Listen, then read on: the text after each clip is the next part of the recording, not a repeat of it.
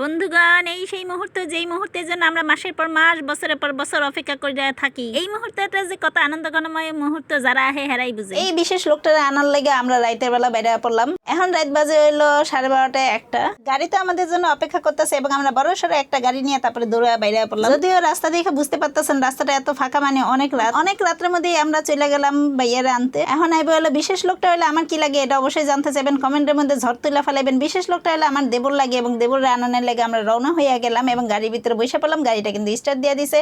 তো পিছে হইলে আমার আরেকটা মোটা দেবর বসে রয়েছে। সেই মোটা দেবরটা আমার হাই হাই বাই বাই দেখাইতেছে, কারণ আমি ব্লগ করতেছি।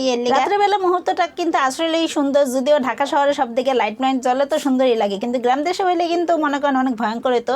তো গাড়ির মধ্যে কিন্তু আমার আবার না খেলে চলে না। অনেকে আছে যে খাইলে বমি করে দেয়, কিন্তু আমি কিন্তু না খেলে বমি করে দিয়ে আমার এসে উল্টাটা। কিন্তু কেল্লিকা যেন গরিব মানুষ তো বড় লোকে এসি গাড়ির মধ্যে নিজের পেট সয় নেই কে, এর লেগে অসুস্থ হয়ে যেতেছিলাম। জান্না খুললা সব দিকে তাকায় নাক মুখ বাইর কইরা তারপরে এলা বইয়া রইছিল।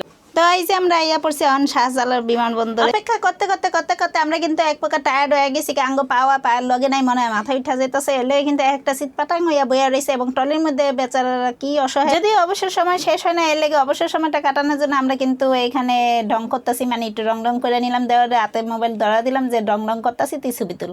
তা আমরা ঠেলা ঠেলি শুরু করে দিচ্ছি। দাঁড়াইতে ঠ্যাং দুইটা যখন ব্যথা হয়ে গেছে তখন কিন্তু আমি নিজেও ট্রলির মধ্যে বইয়া পড়ছি। শুধুমাত্র আমি না, কিন্তু এয়ারপোর্টে অনেক মানুষ এই ট্রলির মধ্যে বইয়া রয়েছে। কারণ কি নিচে যারা নাকি রিসিভ করা জায়গা হেয়া না, কিন্তু বহনের আলাদা কোনো গেস্টের লেগে জায়গা নেই। এই জন্য আমরা ঠেলাঠেলি করতে করতে একটু দুষ্টমি করতে করতে একজন আইব হয়ে একজন হাইব হয়ে করিয়া আবার ফুসকি দিয়া দেখি যে দেওয়ার যে আহে নাকি। পরে একটা বুদ্ধি মনে পড়লো যে আইয়া পড়ছি দেওয়ারে নিতে, কিন্তু ফুল টুল কিছুই তো নেই। কি কেলেঙ্কারি একটা অবস্থা। এই কেলেঙ্কারিতে না পড়ার লেগে ফুলের দোকান খুঁজা পুরো এয়ারপোর্টের মধ্যে বাইর করে হালাইলাম। অবশেষে যেহেতু নারী মানুষ সবকিছুই আমরা পারি, খুঁজতে খাওয়ানোর দোকান সহ একদম ফুলের দোকান বাইর করে হালাইলাম এবং ফুলের দোকানদারের লগে জন্মের মতো গেছাগেছি করতেছি ফুলের দাম নিয়ে। কিন্তু হেরা কম না, হেরা কিন্তু কম দামে দিব। হেরা কম দামে দিব না তো কি হয়েছে, আমি কি কম ঠেরা নাকি? আমি হ্যাগো দামেই নিয়ে পড়ছি ফুল। তো আমার পিসি দেওয়ার আবার ফুল নিয়ে খুব রাজনীতি শুরু করে দিছে, নিজে হাতের মধ্যে নিয়ে রেখা দিছে। এখান দিয়ে আমিও গোলাপি যে হিজাব পড়ছি, এখান দিয়ে আমার জামাইও কিন্তু গোলাপি শার্ট পরছে।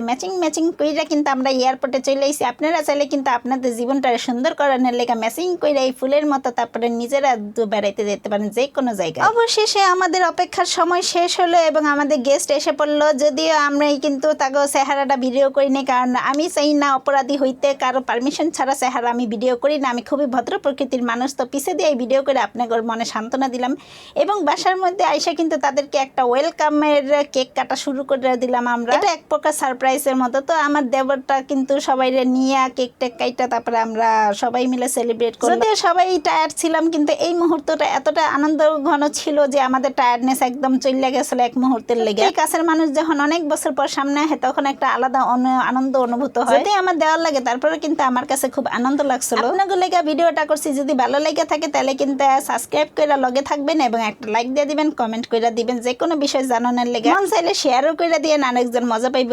আল্লাহ হাফেজ।